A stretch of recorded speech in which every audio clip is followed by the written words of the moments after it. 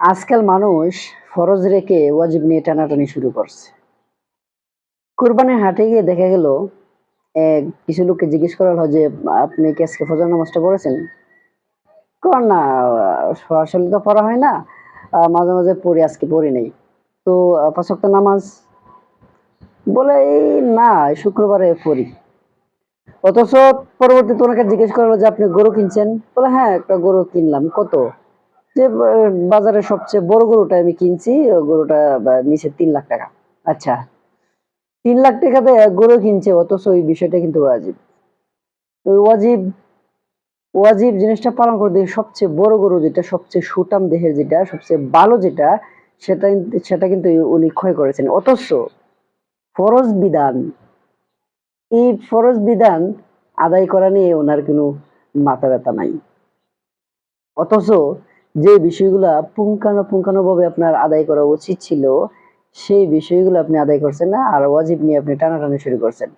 আসলে ফরজ রেখে ওয়াজিব বিধান পালন করলে সেই ওয়াজিবটা আপনার আদায় হবে কিনা, সেটা আপনি যাচাই বাছাই করে তারপর আপনি এই কোরবানির জন্য সবচেয়ে বড় গরুটা কিনেন। আর অনেক মানুষ দেখা গেছে যে অনেক ঋণ রেখে অনেক মানুষে টাকা পায়। অথচ এই ঋণটা আদায় না করে উনি সবচেয়ে বড়, বড় গরু যেটা, সেই গরুটা কিনে উনি আ কুরবানির জন্য প্রস্তুতি নিচ্ছেন। অথচ উনার আগে কাজ ছিল যে উনার যে ঋণ আছে সেই ঋণগুলা আদায় করে তারপর কিন্তু কুরবানিটা দেওয়া। অথচ সেই বিষয়গুলা কোনো মানুষের মধ্যে কোনোই মানে গুরুত্ব নাই। আর কুরবানির জন্য কিন্তু পাগল হয়ে গেছে। তো এজন্য আগে ফরজ বিধানগুলো আদায় করেন। আগে আপনার গুরুত্বপূর্ণ বিষয় যেগুলা, এগুলো আপনি আদায় করার পরে আপনি কোরবানি দেন। সমস্যা নাই।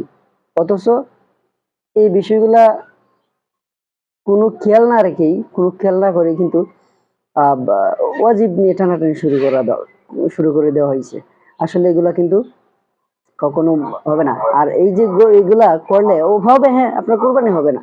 কোরবানি হবে শুধু গোশত খাওয়াবো না, গোশত খাওয়া হবে আর গরু জবাই করা হবে। কোরবানি কিন্তু আদায় হবে না। কারণ ফরজ রেখে আপনি যখন ওয়াজিব আদায় করবেন, তখন ফরজ বিধানই তো আপনার আদায় হইল না। তাইলে আপনার ওয়াজিব ওয়াজিব কিভাবে হবে? এজন্য আগে ফরজটা আদায় করেন, তারপর ওয়াজিব নিয়ে টানাটানি করবেন। ধন্যবাদ।